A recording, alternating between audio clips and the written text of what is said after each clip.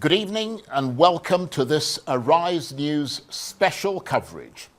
Within the last couple of hours or so, it's been announced that Nigeria's former president, Muhammadu Buhari, one of the longest ruling leaders this country has ever known, has died at the age of 82.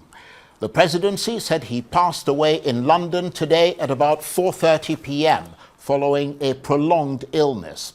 President Tinubu has spoken with the former president's widow, Aishat Buhari, and has offered his condolences and that of the nation. Mr. Tinubu has also ordered Vice President Kashim Shettima to proceed immediately to the UK to oversee the arrangements and to ensure the speedy return of President Buhari's body to Nigeria. Mr. Shettima will accompany the body on its return journey. Former President Buhari was twice elected Nigeria's president in 2015 and 2019. He also served as military head of state between January 1984 and August 1985. All flags have been ordered to fly at half-mast across Nigeria. And for the very latest, I'm joined now in the studio by Arise political editor and director of news, Sambo. Sumner, some very tragic news coming through. What do we know so far? All right, thanks so much, Charles. It's a very sad news for Nigerians today, as one of Nigeria's most revered leaders, former President Muhammadu Buhari, has just passed on at the age of 82. He would have been 83 on December 17, 2025. But what we hear is that he passed on at a clinic in London where he had been receiving some treatment, and that information came directly from the family through his spokesperson, former senior special assistant to President Muhammadu Buhari on media, Garba Shehu, and he said that the family had confirmed it and President Tinubu had spoken with Aisha Buhari, and that former President Buhari actually died around 4:30 p.m. Nigerian time. And of course, you've read out some of the details.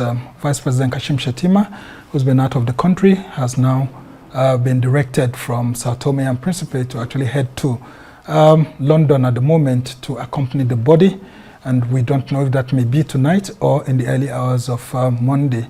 But right now, the presidential statement said flags are to be flown at half-mast, and it's been a very difficult and challenging moment for the Buhari family, and not just that, but a whole lot of Nigerians, because this is someone who served Nigeria 3 times as a head of state, once as a military head of state, and then twice as a civilian head of state.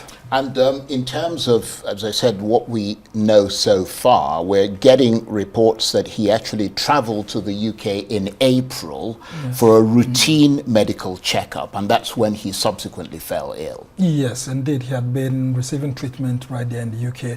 I mean, he's frequently been seeing doctors there over the years. I mean, right from when he was a military head of state, he had always had his doctor based in London. And he's always been going there for treatment. And while he was president, I mean, a whole lot of Nigerians had always had issues with him going to London for that treatment. But he tried in one of his media interviews to explain to Nigerians why he had to continue to visit London, because the criticism then was that a whole lot of Nigerians were not happy that we didn't have a sort of hospital that could take care of someone in his capacity, and having been a former military head of state, that he didn't build one, and then twice civilian head of state, they had issues with that. But he tried to explain that, look, before he even became a military head of state, he had this doctor of his who's based in the UK, and so it's always been a follow-up over the years to the same medical doctor. I mean, we all do have such opportunities at times where we have particular medical doctors or consultants who attend to us, and they have our file records. So, and once they've been doing very well over the years, we try to actually meet up to the expectations of those persons by going there every now and then. So he tried to explain that that's the reason why he kept visiting. And of course, when he was president, you will recall that he had visited sometime around 2017, and it looked like he had taken much time. And of course, they had to transmit a letter to the National Assembly. That's upon the strength of that letter that former Vice President Yemi Osinbajo has became the acting president of Nigeria. That was the first and only time he ever became acting president. So it's been a routine checkup for him with this particular doctor of his, and well, a lot of Nigerians will actually have issues with that because for the secrets, medical records of such a huge personality like Buhari to be domiciled outside the country, a lot of people don't like that. But of course, this is what he loved to do, and he explained why he kept doing that. And you could see that even when he was out of power, he kept on going there. Sometimes it could just be to have a relaxation medically. So, I mean, it's a very difficult time for the Buhari family, and the nation bears all the troubles and challenges with them during these trying times.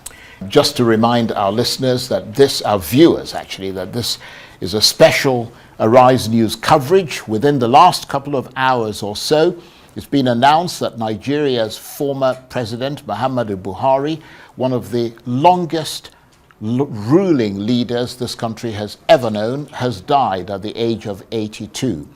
The presidency said he passed away in London today at about 4:30 p.m. following a prolonged illness. President Tinubu has spoken with the former president's widow, Aishat Buhari, and has offered his condolences and that of the nation. Mr. Tinubu has also ordered Vice President Kashim Shettima to proceed immediately to the UK to oversee the arrangements and to ensure the speedy return of President Buhari's body to Nigeria. Mr. Shettima will accompany the body on its return journey.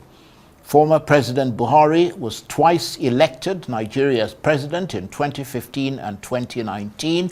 He also served as military head of state between January 1984 and August 1985.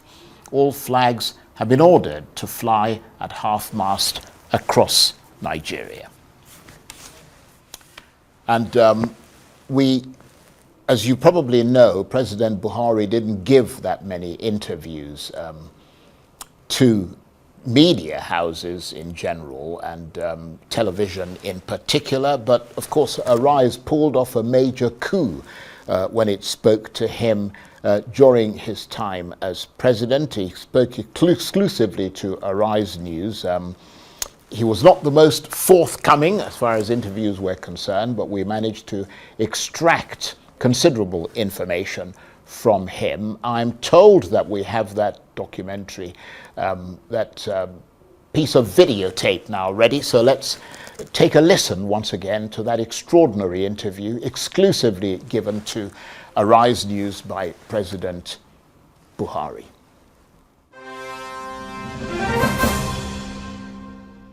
It's a privilege to be with the President of the Federal Republic of Nigeria. Being hosted this morning by the Arise News channel. We are engaging the President on the future of the Federal Republic of Nigeria and what to expect over the next 2 years of his administration. Mr. President, thank you very much for hosting us. Thank you. Thank you very much, Mr. President. The nation is witnessing rising insecurity, banditry, arson, kidnapping. How did we get here? What's the way out? When we came, it has been a very difficult undertaking. But we closed the borders with Benin Republic. We closed the borders with Niger Republic. We stopped smuggling. We ask Nigerians to grow what they will eat and eat what they grow. The cost of importation of rice and other food stuff, we stopped it. We made fertilizer available, and we were very impressed and happy with the reaction of Nigerians. They went back to the farm. And we made sure our neighbor, especially Nigeria, understand us, because there are Nigerians that order food in Niger for Nigerian market. The Nigerian government cooperated with us. So really, we defended on ourselves, and Nigerians do not regret it. Corruption is very difficult under this system. Even under the military system, luckily I have experienced both occasions. When I collected people, put them in Kiriki or somewhere and said they are guilty until they can prove themselves innocent, and put investigation panels based almost on the geopolitical zone for people that held positions, governors, ministers, commissioners, heads of parastatals, because then people don't get that position until they declare their assets. Then they are faced with the bank statements and their assets.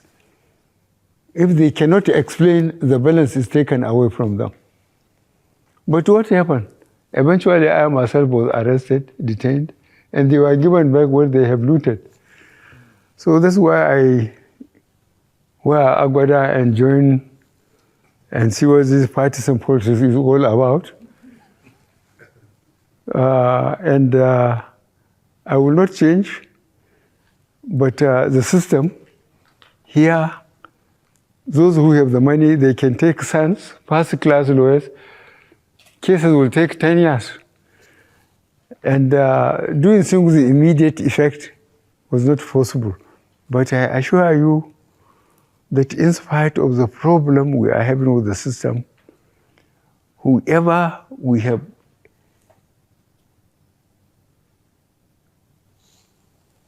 correct intelligence that is not being very accountable, we ease him out. We don't give it too much publicity. But I assure you that those who are responsible, who are holding responsible positions, know that we don't tolerate corruption. Shekau is reported dead. Does that give an opportunity for us to zero in and consolidate and secure the Northeast? The problem of the Northeast was very difficult. The governor, the present governor, is working very hard. He's taking a lot of risk. And I asked him, this Boko Haram, is it our people, that means, is it Nigerians or people coming out? He said, they are Nigerians, most of them. They are Nigerians. As I said, the only way we got them around was that you can't kill innocent people and said God is great. That worked very well, but I think we have a problem of unemployment. We have a problem of a lot of youth looking basically for what to eat, not even to talk of accommodation or dress. The level of poverty is almost unimaginable. So this is a problem. But those who are really keeping in touch with what we are doing, they know the difference between the time we came in and now. And the people of Northeast and South, I think, are the best judges for the performance of this administration, because they know what they were in and they know the condition now. I was Kashina last year, at the height of the insecurity of these banditries. Like, insecurity has moved from the northeast to the northwest. People can no longer go to farm. How do you respond to some of these challenges, especially banditry in the northwest? Well, I had series of meetings. You know, the whole security apparatus was changed, as you know. All the service chiefs and the IGs went. The ones that succeeded them had been part of the system. So we had series of meetings with them, at least 3 meetings, each one lasted more than 2 hours. Firstly, I allowed them to go around, you know, and see the position on the ground. They made changes in their officers and commands and the men. And we told them that we want confidence to be rebuilt. As you observe, people to go back to the land so that we wouldn't have food problem. And I think that is being done. We are giving it less publicity because we don't want to make them aware that we are taking them head on. But I think those who are in the field know. They have been suffering a lot of casualties. And we stopped, for example, mining in Zamfara State.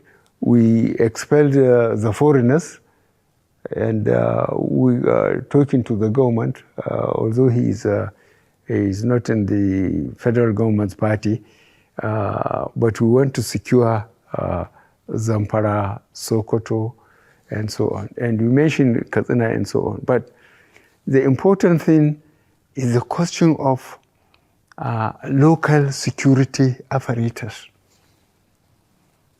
We have police in every town. And I've been talking to the police, trying to push them as hard as I can. They don't wear uniform and sling their rifle just to intimidate people, but to make sure, if necessary, they use it to bring security. In the Northeast, you know what was happening. In the South House, you know. I, too, was almost overwhelmed by what is happening in the Northwest. But we are treating them as criminals now. They are experiencing a lot of casualties. They will not say it because they don't want to demoralize their recruitment constituencies. But they are suffering a lot of casualties. We know that. Mr. President, still on the issue of security. Yes. Each zone you would have witnessed has sort of taken matters into their own hands with different kind of security apparatus, like the civilian JTF, Amotekun, and what have you. Has the time come to now formalize state police in Nigeria? I have seen, or I have been reading it in the newspapers. Those of us who are old enough to know the old NA police and so on. That time, the traditional institutions leaders were very effective. In each community, you know, I will give you one example of recent. 2 governors from the Southwest came to tell me that the cattle rearers in some of the forests there have killed farmers while their cattle were eating on their crops. So I told them, you campaigned to be elected, and you are elected. He said, yes. I said, go back and sort out yourselves. Because there has been a system, as all of us here could recall, even your local government, when there are security at each level, at local government, at state, it consists the traditional leaders in that area who have been there for generations. So they know all the crooks in their locality. Then the police, then those who come, whether they are cattle rearers or influential traders, they are part of it. They meet either monthly or quarterly, you know, and discuss the security within that level. If it is above them, they pass it on. So I told those governors to go back and go to the old system so that they will have intelligence. They will know what is happening in their constituencies. They just can't go around and win election and then sit tight and think somebody will do their job for them. I just send them back. Mr. President, the 17 governors in the southern part of the country recently called for restructuring. They also announced a ban on open grazing in the southern states. But despite that, the Attorney General of the Federation, Abubakar Malami, SAN, said they didn't know what they were talking about. But what exactly is your own opinion on open grazing? What steps are you planning to take to put an end to farmers' herders' clash?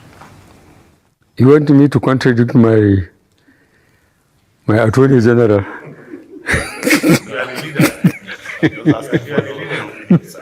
Okay. What I did was ask them to go and dig the Gazette of First Republic when people were obeying laws. There's cattle routes and grazing area. Cattle routes where when they are moving up country, north to south or east to west, they have to go through there. If you allow your cattle to stray into any farmer's farm, you are arrested. The farmer is invited to submit his claims. The alkali or the judge will say, oh, I pay. If you can't, the cattle is sold. And if there is any balance, you are given. And people are behaving themselves. And in the grazing areas, they built earth dams, put windmills, in some places even veterinary departments, so that the herders are limited. Their route is known, their grazing area is known. If they have any problem from the locality is known. But I'm telling you, this rushing to the center, you know, people just, I think. So I asked for the gazettes, you know, to make sure that those who encroached on these cattle routes and grazing areas will be dispossessed, you know, and try to bring some order back into the cattle areas. The problem is trying to understand the culture of the cattle rearers. There is a cultural distance between the Tips and the Fulanis. So the governor of Benue said, I'm not disciplining the cattle rearers because I'm one of them. I cannot refuse to say I'm not one of them, but he's been very unfair to me. And I told him that the Nigerian cattle rearer was not carrying anything more than a stick, sometimes with a machete to cut some trees and give it to anymore. But those sophisticated ones, they are good with AK-47. So from all the Sahel areas, people rush to Nigeria, you know, and Fulani from Mauritania or from Central Africa look the same. So they think they are Nigerian ones. And I assure you that we are trying to resuscitate these cattle routes, grazing areas, and make them accountable. And then this cancelling of taxes. Ordinary people like it, but the problem of accountability, you know, when taxes are being paid, people are behaving themselves. But now without taxation, people are doing what they like.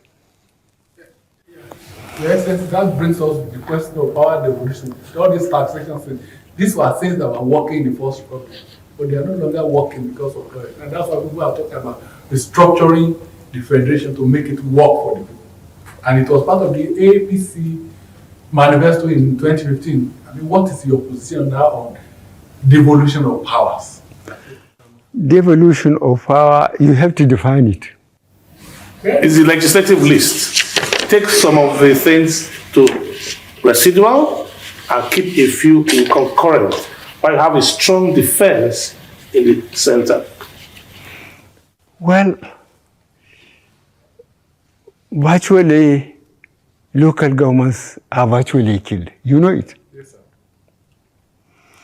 The 3 tiers of government, federal, state, and local government, if they are being followed properly, we wouldn't have all these social problems.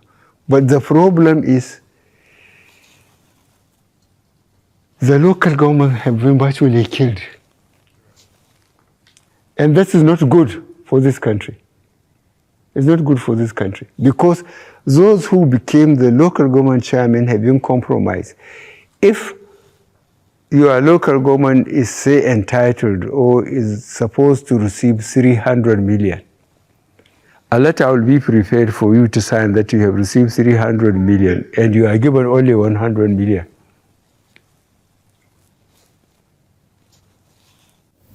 So how can we reduce the powers of governors and give more powers to local governments? By writing a new constitution. and reduce the powers of the president too. While we're at it. Yes. The Supreme President has a lot of power. Okay, I think this question of accountability is very important. The schooling, especially education, is suffering so much. If, for example, during our generation, I spent 9 years in boarding school, and the teachers then treat us as they treat their own children. If you do well, you are brought before the classroom and praised. If you misbehave, they remove your thing and plug you there in front of the class. So you just have to behave yourself. But now, one of the chaps from Ogun State, Pastor Bakari, he told me when he came back from America, he went to his alma mater, and he couldn't differentiate between the teachers and the children there. You see, the teachers used to take students as their children, and they have all the time for them. But problem, the standard virtually has collapsed. We have a lot of problem. Wow. Which takes us to the next question. In the northern part of the country, many schools have been subject of attacks. Now, if these schools are perpetually being attacked by bandits and terrorists, and you want to lift 100 million out of poverty, and their parents are also under threat, how do you think that goal of 100 million people out of poverty can be achieved? Well, try and appreciate what efforts the federal government has done. One, we have removed all the service chiefs and the Inspector General of Police. We made new ones. We allow them to go around and see the problem. They have been part of it all the time, but now they are in charge. And we made sure that their priorities is to make sure they have brought normalcy, people to accept the responsibility of their offices and perform. They are working very hard on that. We cannot give it enough publicity because we don't want to give fair warning to the real criminals. The ones from Northeast, you know, the ones in South, you know, the problem is Northwest. The same people, same culture, killing each other, stealing each other's cattle, burning their villages. As I said, we are going to treat them in the language they will understand. We have given the police and the military power to be ruthless. And you watch it, in a few weeks' time there will be difference. Because we told them that if we keep people away from their farms, we are going to starve. And the government cannot control the public. If you allow hunger, you know, to permeate the whole society, the government will be in trouble, and we don't want to be in trouble. We are already in enough trouble. So we warn them, and sooner than later you will see the difference. Yeah, now, Your Excellency, you talked about talking to the people of Northeast in the language they understand. That is the whole, I mean, there's a crisis around that language. So it shows that because you were a former military man, you are talking about, I mean, using force to restore order. But it's understood in another way, especially given what happened last week when you spoke about the Southeast, IPOB and all that. One, the controversy of Twitter. When is the government going to lift ban on Twitter? To lift the ban? You know, the suspension of Twitter. Because, I mean, when is Nigerians are expecting when the government will lift it ban? And two, how are we going to resolve the crisis in the Southeast? Well, Southeast, I was encouraged by what I heard. Nobody told me. Two statements from the South. One by elderly people. Southeast. No, South. South. Yes. by elderly people. They said this time around there will be no access to sea. I'm sure you will understand what they mean. Again, the youth made the same statement. That encouraged me. So that EPOB is just like a dot in a circle. If they want to exist, they would have no access to anywhere. And the way they are spread all over the country, having businesses, having property, I think EPOB doesn't know what they are talking about. In any case, we said we'll talk to them in the language they understand. We'll organize the police and the military to pursue them. That's what we can do. And we will do it. What about Twitter? Twitter? That I will give to myself. What? Well, still on the Southeast, Mr. President, how do you plan to include more people from the Southeast, and indeed the South in general, To include more people in the Southeast, and indeed the South in general, in your government, especially in security services and MDAs? You look at, say, NNPC, look at the military. People who have been there for 18 years, or people who have been there, say, for 10 years, they trained in Zaria or in Abeokuta. You know, they come through the ranks, and because they served under all the circumstances, the crisis and everything, and they gradually rise to that status. And you think you just pick somebody just to balance up? These positions have to be earned. Those positions have to be earned. There are people who have been there for 10, 15 years. And you just because somebody will say, well, there's nobody. If you don't join, you are not forced to join. But when you join, you go through the rigmarole. You go through the problem throughout, and you learn by the system. Yeah, but Your Excellency, in the case of the Chief of Army Staff, there are almost 30 generals who have to be retired now or whatever because of demand, because of the rank of the current Chief of Staff. Do you know why he was serving before he becomes the Chief of Army Staff? Maiduguri, why? You can't get to pick just somebody just because he is wearing seniority and make him. You put somebody who has been in the mill, who has suffered with the soldiers, they know him, he fought with them, and so on. To tell you the truth, on individual basis, all these chaps, they know me.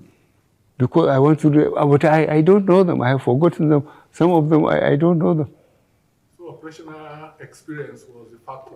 It is, because the soldiers, to be effectively led, must be somebody they know they are alone to him. He exposed himself to him. We believe the security services. I believe one of the things we're talking about is signaling and of belonging. Beyond security, Southeast, they want to be secretary to government. They want to be other things. Like you said, you've chosen 2 or 3 of them, like Okadigo as VP. So you've said you don't have anything against them.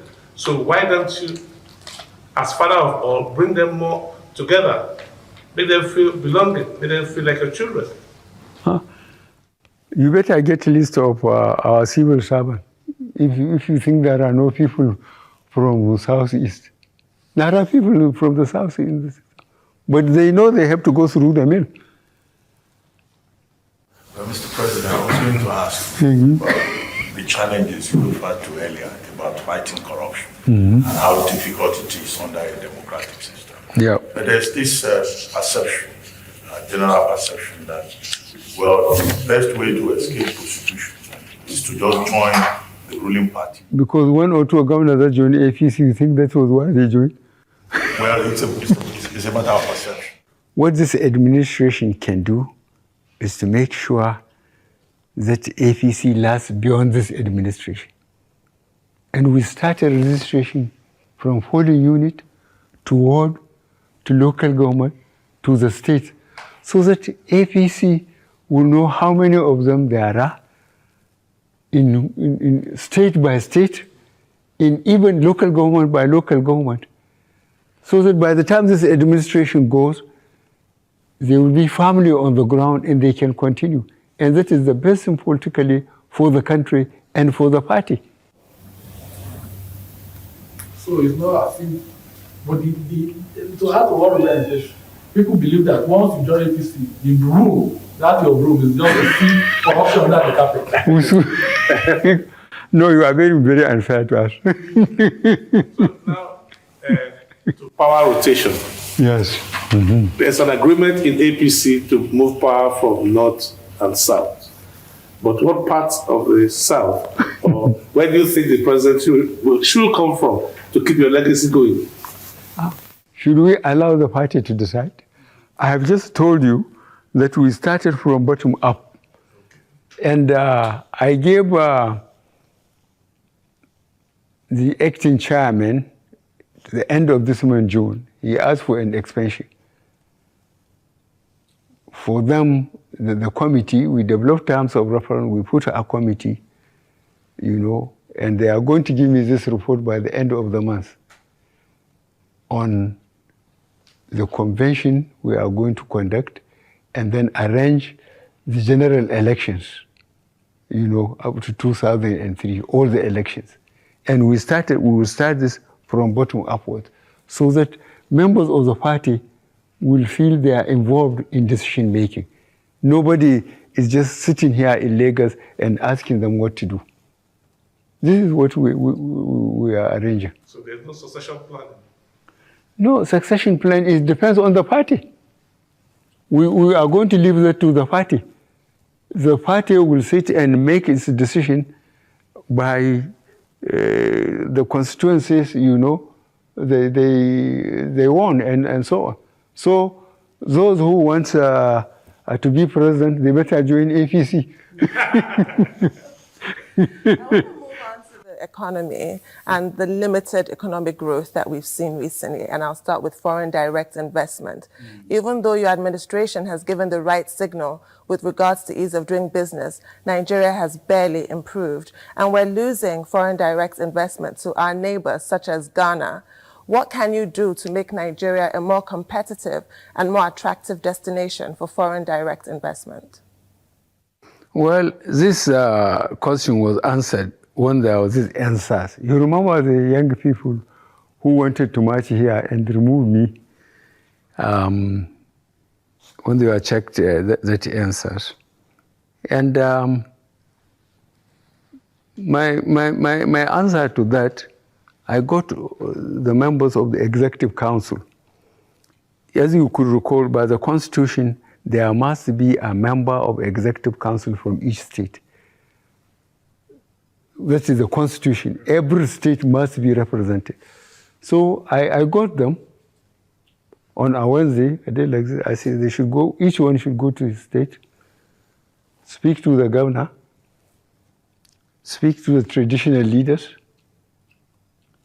speak to the business people, and speak to the youth, especially, and tell them that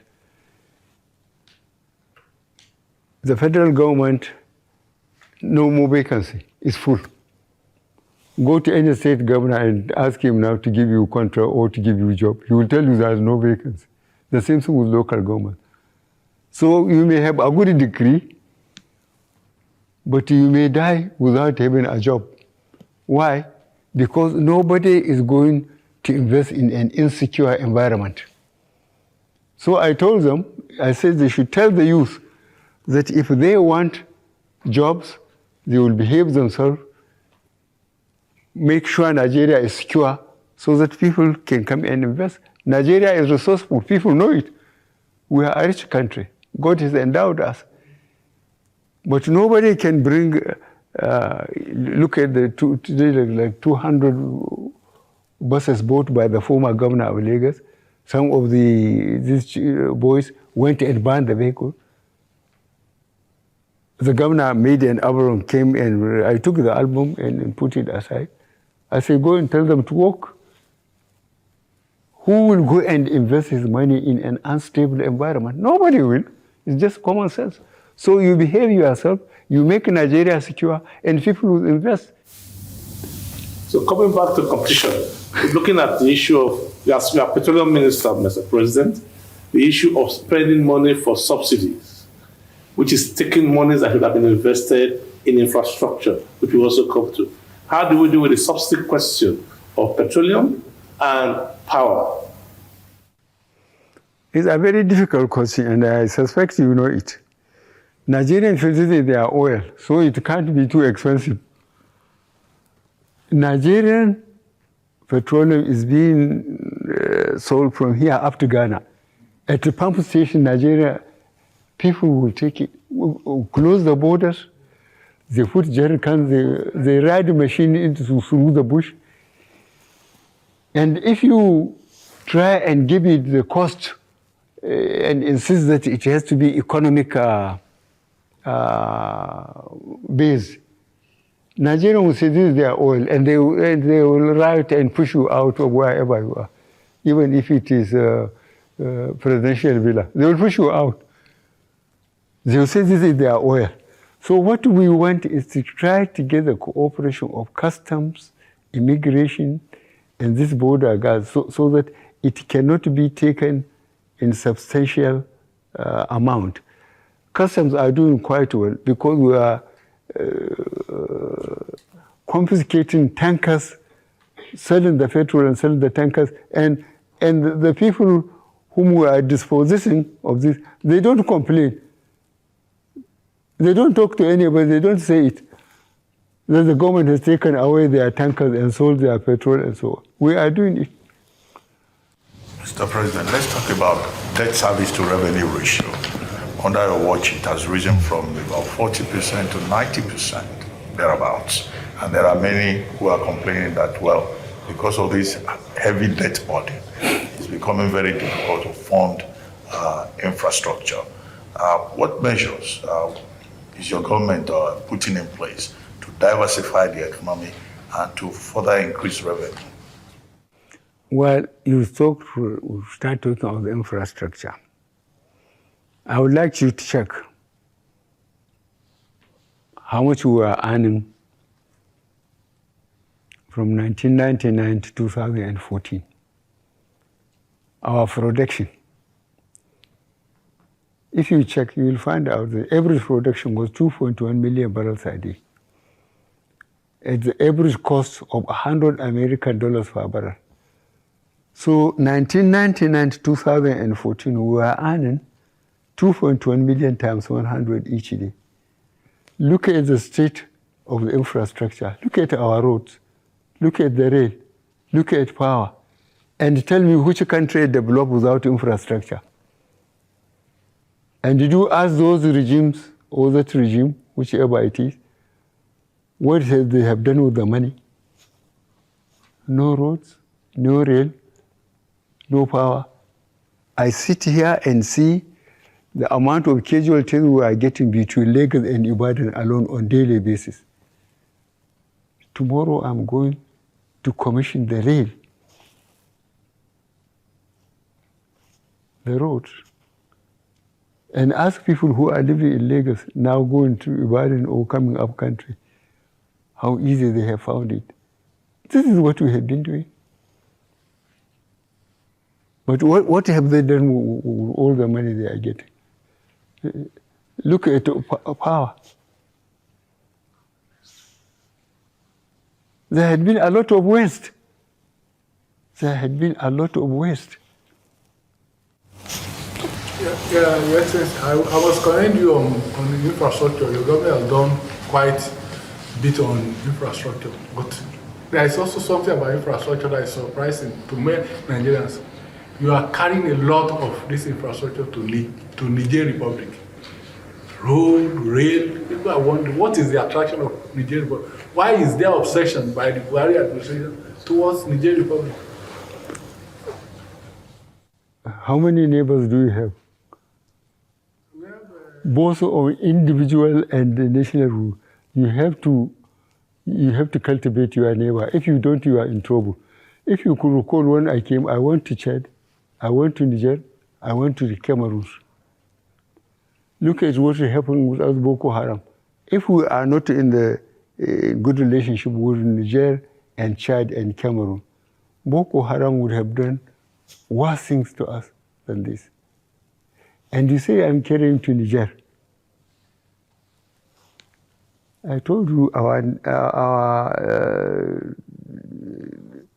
the border between us and Niger is 1,500 kilometers. And in Niger, you see, I spoke to one Frenchman, and I have to tell you this. He spoke nonsense. I say, you people, in 1885, you sat down with ruler and pencil and draw lines. I say, I have first cousins in Niger. There are Kanuris, there are Hausas, there are Fulanis in Niger Republic. Just as there are Yorubas in Benin Republic and so on. You can't absolutely cut them off. But the rail, look at the plan, if you read the plan, how we are rehabilitating the rail. Niger, they have discovered oil too, as you know. And we don't want to allow them to go through Benin Republic. We want them to come through Nigeria. We hope they will decide when we take the rail up to Marathi that they will send all their exports and so on through Nigeria rather than through Benin. Because with the railways and the roads working, both from Maiduguri to Port Harcourt, from Kano to Lagos and so on, people will be very busy. And I believe if you make the infrastructure work, roads, rail, I assure you that Nigerians will keep themselves very busy and they will leave you alone. But when the roads are not motorable, the rail is virtually crippled. People have so much time to harass you. Mr. President, now that you've overcome your health challenges, looking great, what is the outlook for the last 2 years of your presidency? And then in retirement, after 2023, what do you plan to do? Your presidential library, what projects will interest you in retirement? Thank you very much for thinking that I'm okay.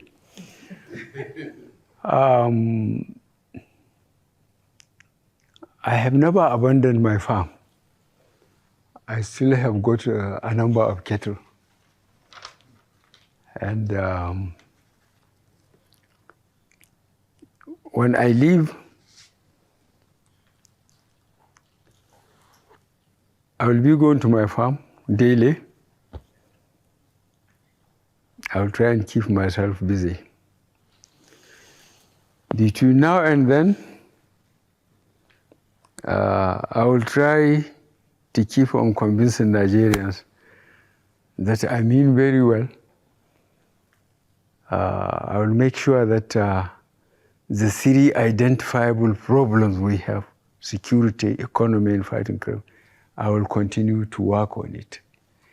And as I said, visibly, we made progress in the Northeast, we made progress in the South, but I'm overwhelmed almost by Northwest, and they are going to get it very soon. Mr. President, what will be the Buhari legacy? Well, I will allow Nigerians to discuss it. I hope they will be fair to me. I wouldn't like to say it myself. I would like Nigerians to try and spend time when we came, both economy and security, where we were, where we have been for the 8 years and maybe around, and try to work out. I hope Nigerians will be fair to me. This is all I need. All Nigerians may be having fears. What's your message the people of Nigeria today on your 6th anniversary, on where we are, and over the last few days? Last question.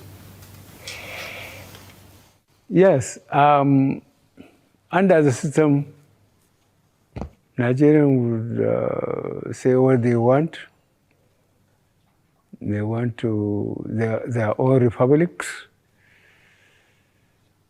They don't even talk of the resources, how we can disengage ourselves, how we are going to share what we have invested when we are together, how are we going to share it out, how fair are we going to be to ourselves.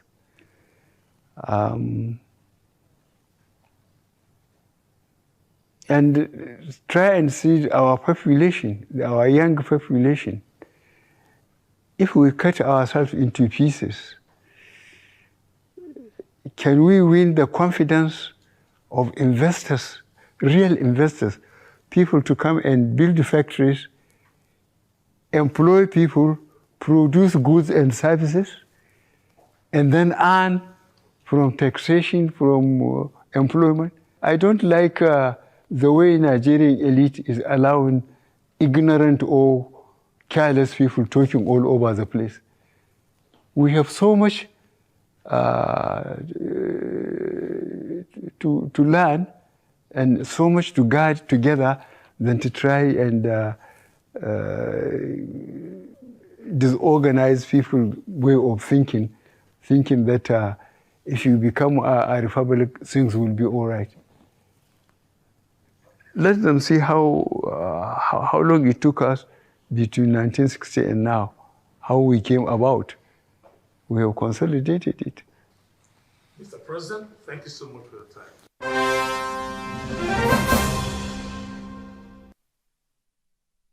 And that was President Buhari there speaking exclusively to Arise News, one of the rare interviews he gave to television during his time as president of Nigeria. And if you're just joining us, this is an Arise News special coverage. Within the last few hours, it's been announced that Nigeria's former President Muhammadu Buhari, one of the longest ruling leaders this country has ever known, has died at the age of 82. The presidency said he passed away in London today at about 4:30 p.m. following a prolonged illness. President Tinubu has spoken with the former president's widow, Aishat Buhari, and has offered his condolences and that of the Nigerian people. Mr. Tinubu has also ordered Vice President Kashim Shettima to proceed immediately to the UK to oversee the arrangements and to ensure the speedy return of President Buhari's body to Nigeria. Mr. Shettima will accompany the body on its return journey. Former President Buhari was twice elected Nigeria's president in 2015 and 2019. He also served as military head of state between January 1984 and August 1985. All flags have been ordered to fly at half-mast across Nigeria. And of course, President Buhari made history by becoming the first president to oust an incumbent leader in this country through the ballot box. And Arise political editor and director of news, Sumner Sambo, is with me in the studio. Sumner, thank you for coming in. Thank you so much, Charles. What's the latest that we're hearing as far as reactions to his death is concerned? Well, it's been a torrent of reactions, from within and outside the country.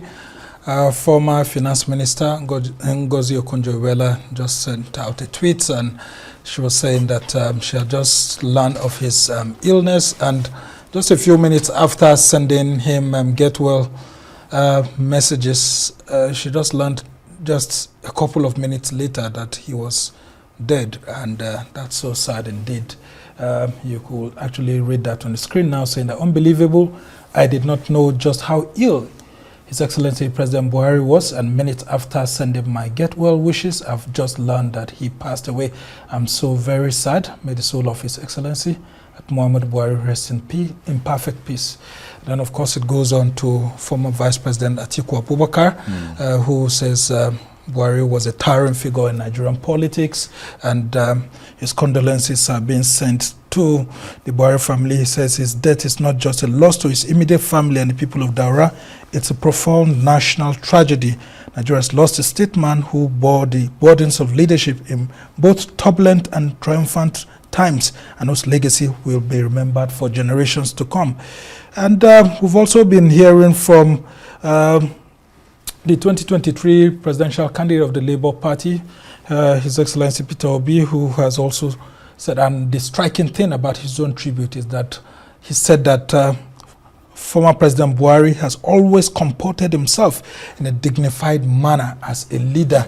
And of course, you know that there's always been that similarity that both of them live frugal lifestyles and all of that, and they are much closer to the grassroots. Yes, they certainly have that in common. Yeah, I mean, so that's Obi is like the Eastern version of Buhari and all of that. I mean, people have always made those comparisons. Yes. And then, of course, we've also seen some tributes pouring in from Atiku Abubakar. We've also seen some other tributes coming in from the Katsina State Governor. That's the home state where President Buhari comes from, and Malam Diko Umar Rada says Nigeria has lost a patriot, Katsina has lost its most illustrious son, and have lost a father figure whose footsteps I've endeavored to follow. And then, of course, we have Governor of Kaduna State, Uba Sani, who in a statement actually said President Tinubu, President Buhari actually was a patriot. He was a people's president. He lived in a dignified manner. Though a military general, he chose the difficult path of democratic reinvention. He believed deeply in the rule of law, due process, and the supremacy of the people's will. He taught us that strength is not only measured in force, but in restraint, not only in command, but in character. And that's the home state of Buhari, where he resides. I mean, he's lived his life majorly in Kaduna throughout this political period, and even when he had retired. So, I mean, it's a very difficult time for a lot of people who knew Buhari as a person, but I mean, he's one man that gave a whole lot of Nigerians hope in 2015 that this nation could actually change for good. And through what was known as the proverbial body language, a lot of people had started rearranging themselves. Corruption had gone down when he came on board. People have always seen him as a charismatic leader, someone whose integrity speaks ahead of him. But of course, whether it translated into good governance for Nigerians is what a lot of people will be measuring.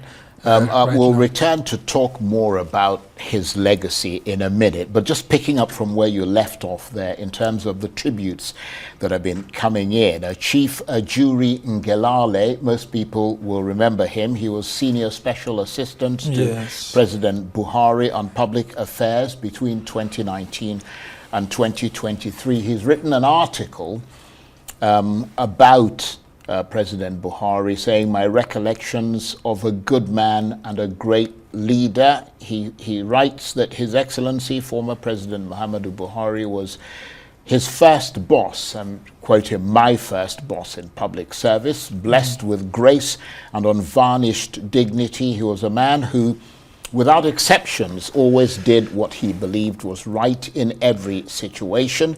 He was an honest man of consistent simplicity, Spartan discipline, and dogged dedication to the lifelong principles that guided his service as a decorated officer, military head of state, and popularly elected leader of Africa's largest population.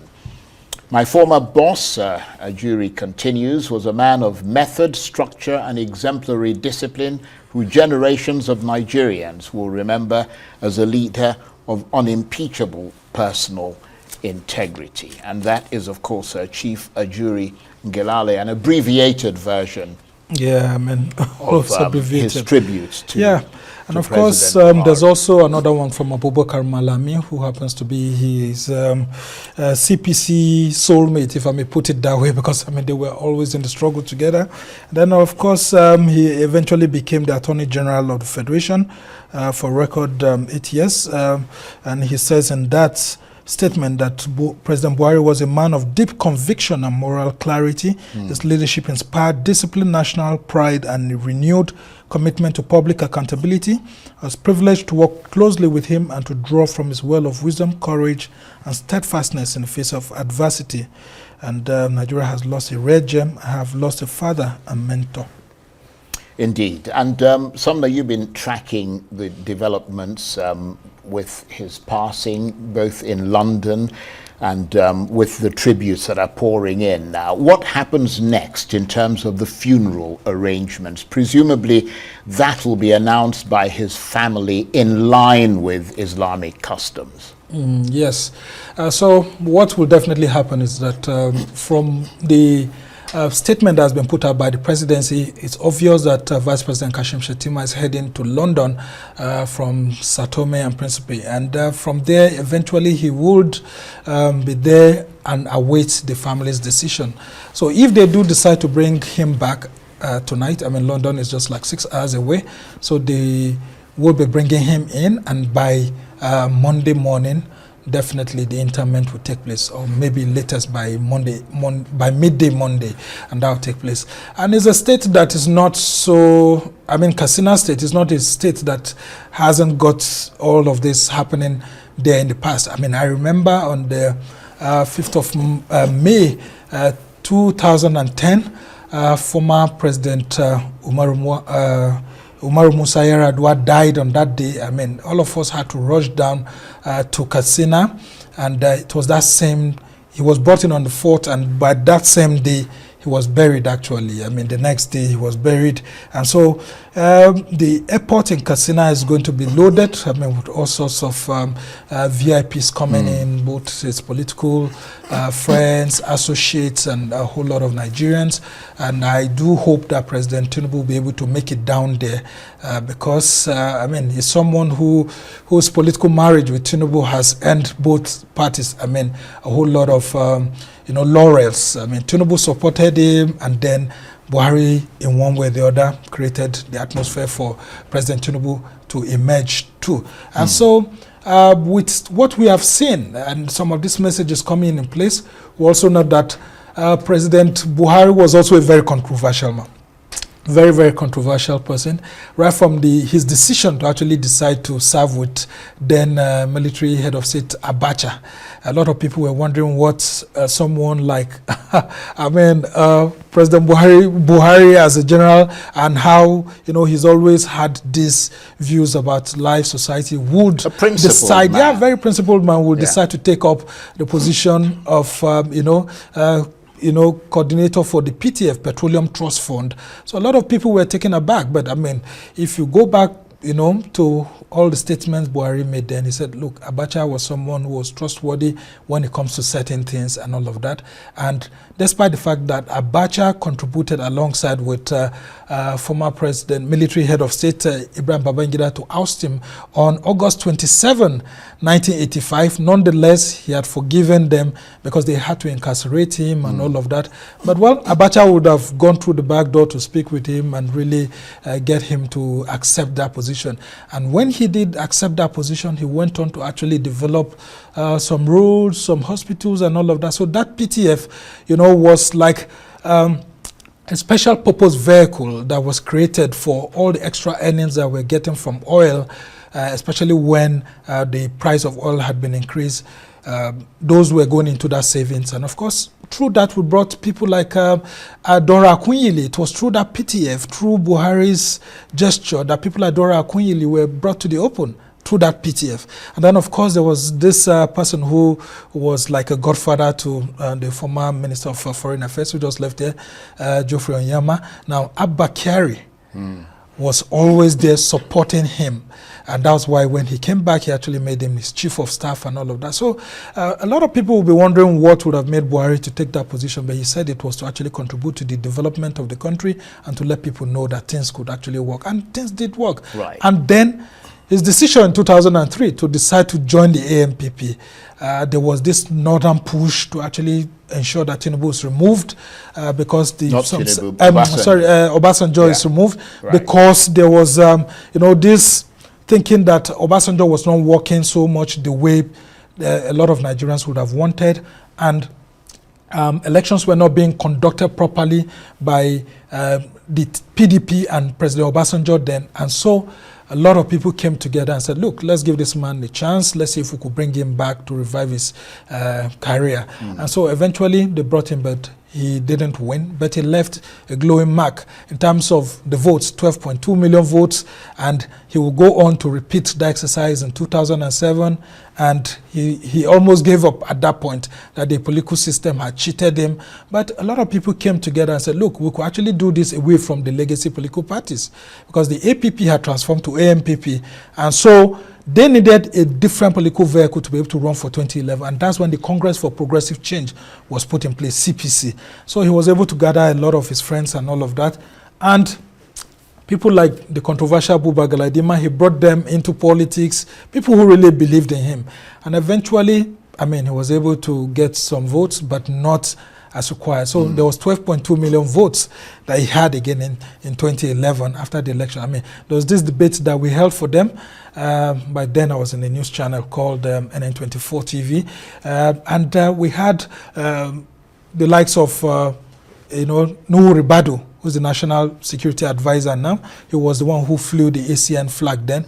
And then we had Ibrahim Shekarau, former governor of Kano State, who was flying the flag of the AMPP, and then the CPC was that of Buhari. Now, they came into a hall waiting for then President Goodluck Jonathan, who had promised that he was going to come and all of that, despite people like the late General Azazi, who had said that he shouldn't come. And the atmosphere was charged. But when Jonathan didn't show up at some point in time, the organizers had to decide. We all had to decide that the show must go on.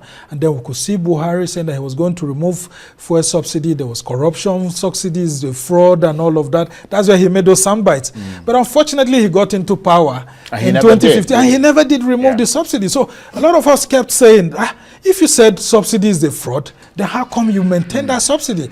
Then, of course, he was now seeing things differently and clearly as Nigeria's leader, away from the way he saw it when he came into power on December 31, 1983. But people always say that it's a different reality when you actually get into office. Yes, and you start to assess what you're... it's one thing to make political rhetoric when you're on the campaign trail. But of course, he campaigned in 2015 on an anti-corruption and, like you said, a reformist message. And that resonated with Nigerians, didn't it? Because many were very disillusioned with the ruling PDP at the time. PDP had become too full of itself, too abusive of power. That's what a lot of people will actually say. Because they had set an agenda for themselves that they were going to be in power for 60 years and all of that. So I think the right word to say is that PDP became very arrogant with power. And so when that tectonic movement started with the APC in 2013 with the registration, and then 2014 culminating in the election of Buhari, a lot of people had hopes that so many things... him emerging as the presidential candidate and then eventually becoming president because in 2015. And then you will see that a lot of Western countries actually believed that he could actually tackle the issues of corruption. Nigerians, through their body language... I remember there was a time when they got to this popular junction over Transcorp Hilton and Maitama here, as then president-elect, the president-elect stopped, at the traffic, and people were actually like, oh, this looks like a new Nigeria. Because, the VIPs, they always like passing through. They don't usually stop at traffic, and then the body language, Buhari didn't appoint ministers until like 6 months. Now you have permanent secretaries. Everybody was fearful. Nobody knew what was happening. And things were actually moving on at some point, and then the issues of corruption, everybody just sat up waiting. But unfortunately, he didn't really make good use of that time. But the and mere, so that criticism lies yes. that he didn't really make that very good. Yes, but the fact that his mere return to the presidency was enough to frighten a lot of people. Yes, because I seem to remember a great flurry at the outset of his presidency, with a lot of people voluntarily returning mummies and things. Yes, just apart from out that, of fear of going what on you self-exile, self-imposed exile, a whole lot of elites and all of that who had, I mean, because he kept pushing this message out during the campaigns ahead of 2015 that, look, he was going to deal with corruption. If you don't fight corruption, corruption would fight back and all of that. But from his appointments, a lot of people started getting, you know, disappointed. And at some point, it now looked like, okay, the emphasis more was on all his CPC people coming into government.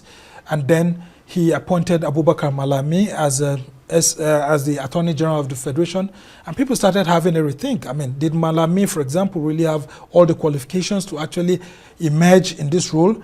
Or was there a different Malami that a lot of people didn't really know?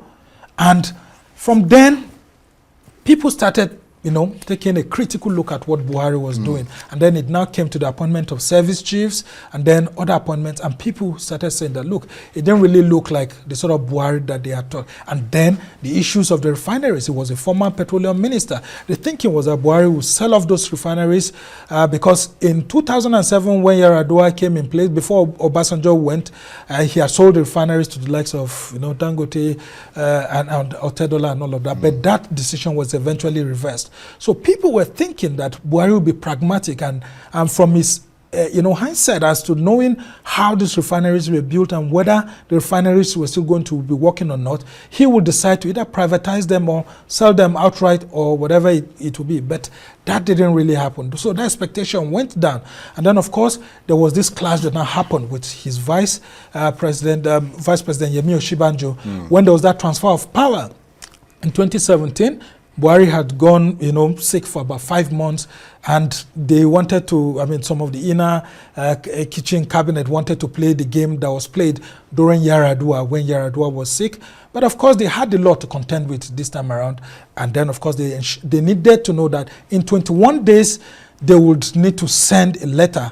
Eventually, Buhari actually braced up and he did the right thing. And many people commended him for that. But then, the flip side of it was that when Osinbajo got into power and he took certain steps, like sacking Lawal Daura, who was the DG of the DSS, it looked like that riled up, you know, the Buhari kitchen cabinet. And so they never saw it coming and all of that. And then a whole lot of people were sort of saying that Osinbajo was like a Buhari in the waiting. And so that got them angry, and that was the first and last time that Osinbajo was going to act. Because any time Buhari was going on sick leave, then what they would do is to ensure that it's like 14 days or 18 days. Just before it gets close to the 21 days, Buhari will be back into the country and all of that. So a lot of people started saying that there were now trust issues between him and then Vice President Yemi Osinbajo. And ahead of 2019 general election, the presidential elections, it was a bit dicey. I mean, if they had their way, they would have substituted him. But, I mean, it was very difficult. But they got across that, and of course, he came back. And then some of the scandals that happened with the National Sovereign Investment, you know, fund, the funds that were being given, social insurance, social investment funds.